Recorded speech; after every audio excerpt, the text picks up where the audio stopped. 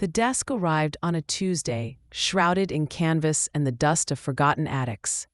It was a behemoth of dark, polished wood, its surface scarred by time, its brass fittings tarnished with the breath of centuries. A silent sentinel yet promised secrets. The shop, usually a haven of quiet contemplation, now held a new, unsettling presence. Its ornate carvings seemed to writhe in the dim light, hinting at stories best left untold. A peculiar chill emanated from its very core.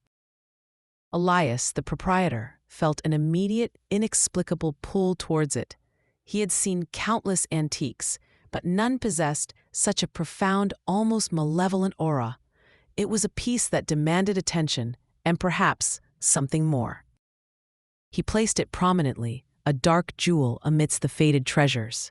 Its drawers, numerous and deep, seemed to beckon, each one a sealed chamber of potential discovery. Little did he know, the discoveries would be far from ordinary. The next morning, a faint metallic scent hung in the air around the desk.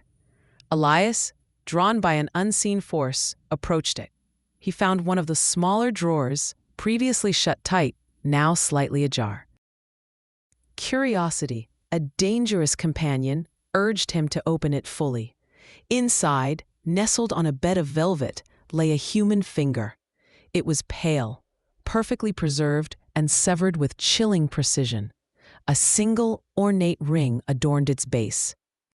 Elias recoiled, his mind struggling to process the impossible. There had been nothing in the drawer the night before.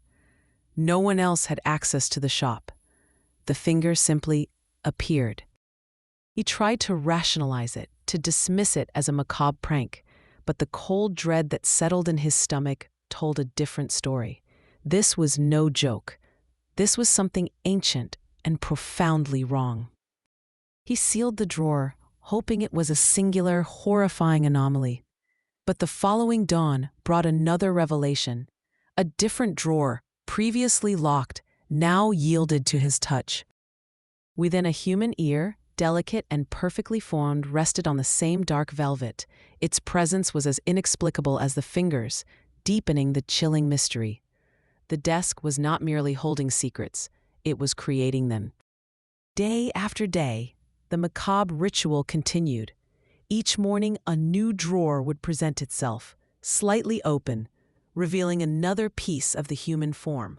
A toe, a section of rib, a fragment of jawbone. The collection grew piece by piece, a silent, gruesome puzzle. Elias found himself compelled to check, a morbid fascination overriding his terror. He was a reluctant curator of the impossible. The parts were always pristine, untouched by decay, as if freshly severed. They were never duplicates, always distinct, always adding to the growing, unspoken narrative of the desk. Elias stopped sleeping. His nights were spent in a state of anxious anticipation, his days in a haze of dread. The desk became his tormentor, its silent presence a constant reminder of the horror it contained. He tried to sell it, to give it away, but no one would take it. A strange, invisible barrier seemed to repel potential buyers, or perhaps it was the desk itself, refusing to leave its chosen keeper. The shop, once his sanctuary, became a prison. The air grew heavy with an unspoken presence, a cold breath that seemed to emanate from the very wood of the desk. He was trapped with its dark secret. He began to see patterns in the placement of the parts, a grotesque anatomical map forming within the drawers. It was as if a body was being meticulously reassembled, piece by agonizing piece. The thought chilled him to his very core. Was the desk building something? Or was it merely a vessel for a more ancient, more sinister purpose? The questions gnawed at his sanity. The final drawer remained. It was the largest, central one, always stubbornly locked. Elias knew, with a certainty that transcended reason, what it would eventually contain.